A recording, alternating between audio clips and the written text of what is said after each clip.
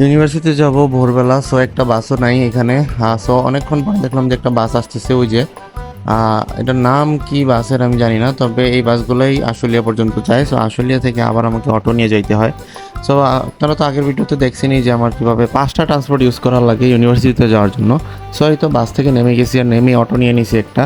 So অটোতে অনেক বেশি ঝাঁকাঝাঁকি হয়, কারণ এখানে অনেক বেশি রাস্তা খারাপ। ইউনিভার্সিটিতে আসার পরে এখানে বসে বসে পা ঝুলাইতেছি আর ভাবতেছিলাম যে কি করা যায়, যেহেতু আজকে লাস্ট এক্সাম ছিল আর লাস্ট এক্সাম শেষ, সেহেতু আমার সেমিস্টার ফাইনাল শেষ। আর আজকের পর থেকে কিছুদিন ইউনিভার্সিটিতে অফ থাকবে। আর তারপর আমি ভাবলাম যে কিছু খাওয়া দাওয়া করা যায়। আমার পকেটে 1 টাকাও ছিল না, তাই আমি ভাবলাম যে আমার কার্ডে হয়তো কিছু টাকা আছে।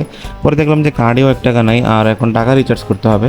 তো টাকা কার্ডে রিচার্জ করার পরে এখন চলে আসছি ফুড কোর্টে কিছু খাবো তাই। সো এখানে দেখতেছিলাম কি আছে না আছে। সো এখানে অনেক কিছুই পাওয়া যায়, কিন্তু আমার সব খাবার একদমই পছন্দ না। তারপরে এই পেমেন্ট করলাম আর কিনলাম একটা মিট বক্স। সো মিট বক্সটা নিয়ে আমি হতাশ হয়ে গেছি, কারণ মিট বক্সটা একটুও ভালো না। আমার মনে হয় এটা আগের বানানো ছিল, একটুও মজা লাগে নাই। সো তারপরও খাইলাম, কি করবো, কিছু ক্ষুধা লাগছে। আর এটা যদি ফালাই দিই তাহলে টাকা নষ্ট, আর আমার কাছে 8 টাকা নেই যে আমি কিছু খাবো।